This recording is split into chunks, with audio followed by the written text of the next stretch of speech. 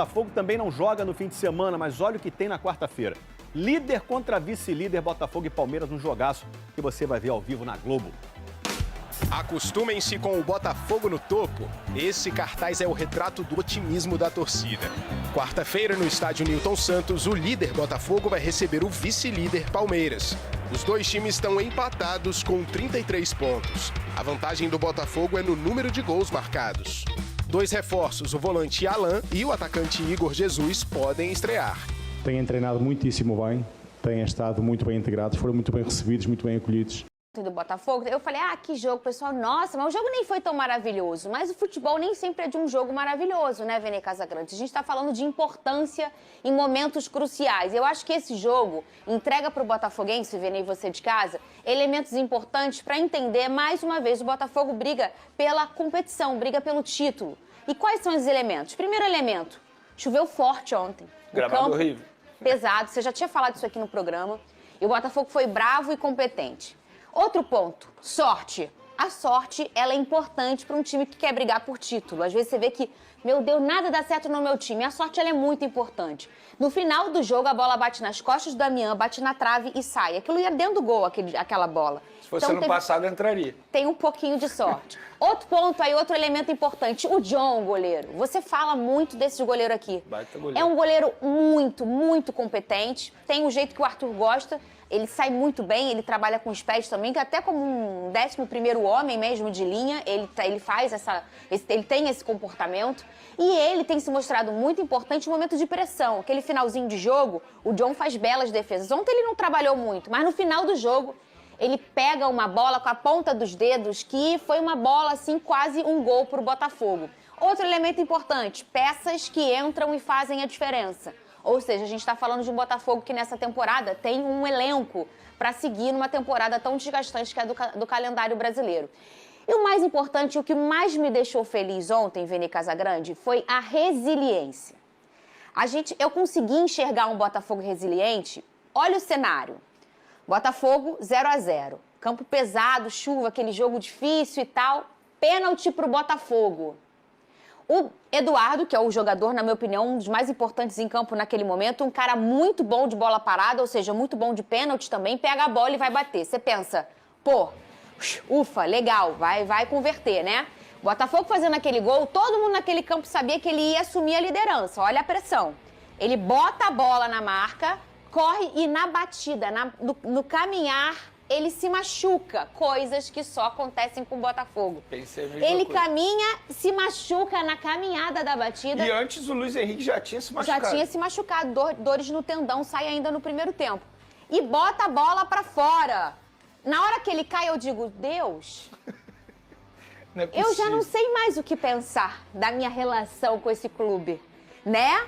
E aí, logo minutos depois disso, ele sai, se machuca, porque ele se machucou. Ele sai e entra o Tietê. Entra simplesmente o personagem, que foi um dos personagens para mudar o rumo do jogo. Tietê entra, muda o jogo, rouba uma bola, finaliza, dá rebote e o Savarino faz o gol logo em sequência, praticamente, desse pênalti. O Tietê finaliza, sobra para o Savarino. Isso é uma bola perdida aqui do Vitória, que o Tietê aproveita. O Tietê entrou muito bem no jogo ontem, entrou com muita dinâmica. Eu gostei muito do futebol do Tietê no jogo de ontem.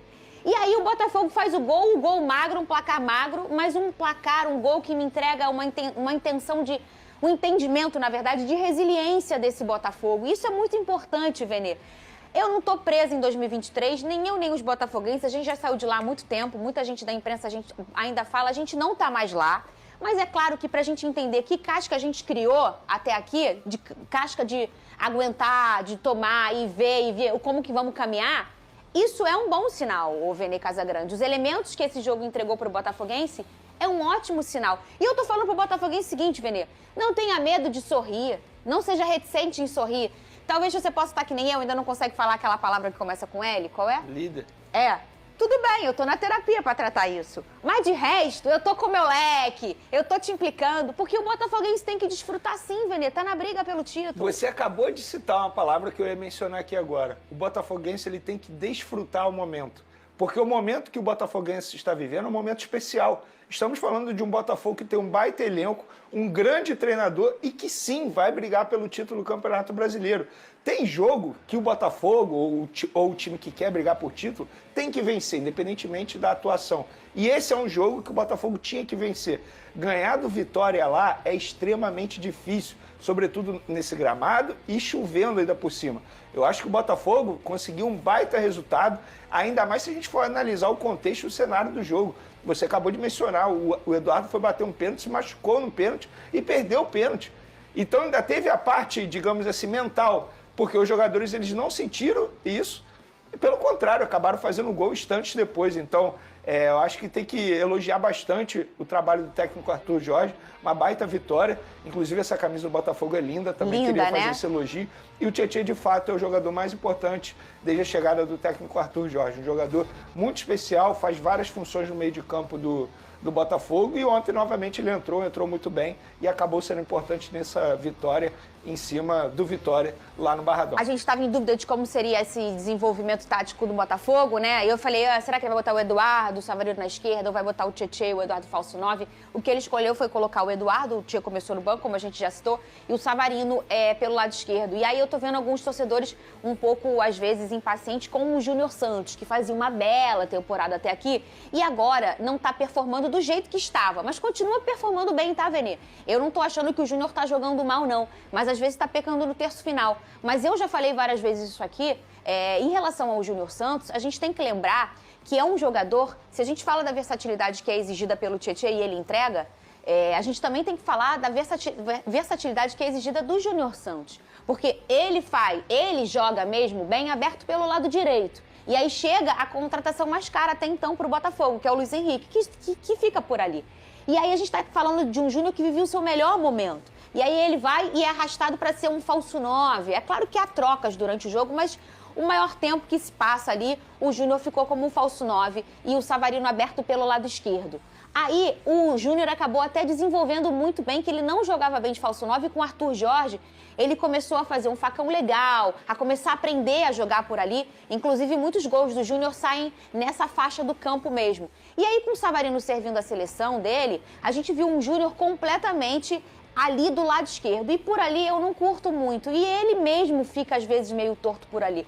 Então, acho que o torcedor precisa entender que, às vezes, o jogador também está desempenhando um papel e ele não está sendo excelente porque ele está tapando um buraco. É o famoso se assim, sacrificando. Né? Exato, Vene. Por exemplo, no Fluminense, o Martinelli se sacrificou várias vezes quando o Fernando Diniz botava o Martinelli na zaga. Perfeito. E ele não fazia grandes jogos, mas porque ele estava se sacrificando para poder ajudar a equipe dele. É o mesmo caso do Júnior Santos. Ele está se sacrificando, porque essa não é a dele. Recentemente teve um jogo aí que o Júnior Santos estava 7 vezes impedido na mesma partida. Foi o penúltimo Isso jogo. Mostra que não é o forte dele atuar em determinada função, e não é mesmo. Uhum. Ele rende muito mais aberto pela ponta direita. Mas, repito, ele está se sacrificando para poder ajudar a equipe dele. E correu muito eu acho ontem, até hein? que o Júnior Santos ele está sendo cobrado pelo que ele já entregou. Verdade. Entende isso? Então o torcedor ele ficou mal acostumado em ver o Júnior Santos aqui, ó, em alto nível. Só que, gente, na boa, nem o Messi nem o Cristiano Ronaldo jogaram sempre em alto nível. Em algum momento eles vão cair um pouco de rendimento. O que importa é não cair muito de rendimento. Ele não caiu muito de rendimento. Não. A Verdade. questão é que ele está sendo cobrado e exigido por aqui, ó, pela classe A que ele já entregou nessa temporada. Destaques também, já falamos do John, falamos do Tietê, destaque pro Gregory. Que partida de Almanac fez o Gregory, saiu até sangrando, né, porque ele machucou a cabeça. Marçal importante. O Marçal muito importante, né, um jogador que teve muito equilíbrio ali do lado esquerdo. O Damian entrou muito seguro, eu gosto muito do Damian Soares. E o Marlon Freitas também fez uma belíssima partida. A dupla de zaga segura também, mas o Gregory, pra mim, foi, nossa, nota 10.